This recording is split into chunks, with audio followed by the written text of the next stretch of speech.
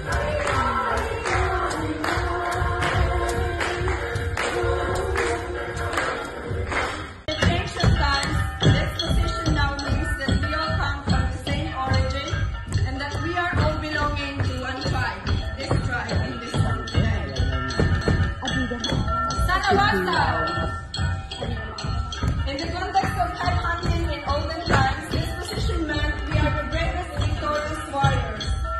in the modified Bendian dance nowadays, this position means thanks for the good harvest that the community received, and at the same time, fast breaks for the talent we have for now. Kinitangan.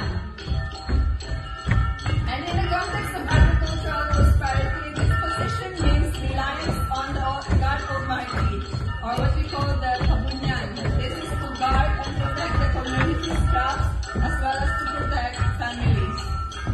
Kinikiyan. In the context of headhunting, this position means challenging the enemy. Inusyungan. In the olden times of tribal wars, this position meant the warriors are protecting the community, and in the modified Bendian dance nowadays, this position means asking our God Almighty to watch over the crops and bless us and our families. Inudiyan. In the context of headhunting, this position means we reverse position to confuse this enemy. The same thing as we reverse the position to confuse the colonial. Pinagdasan.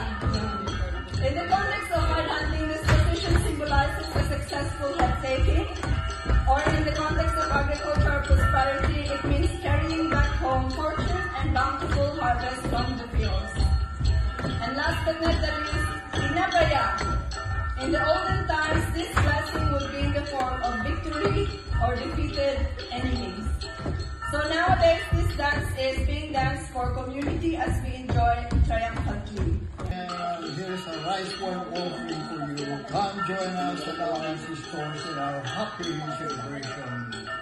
Oh!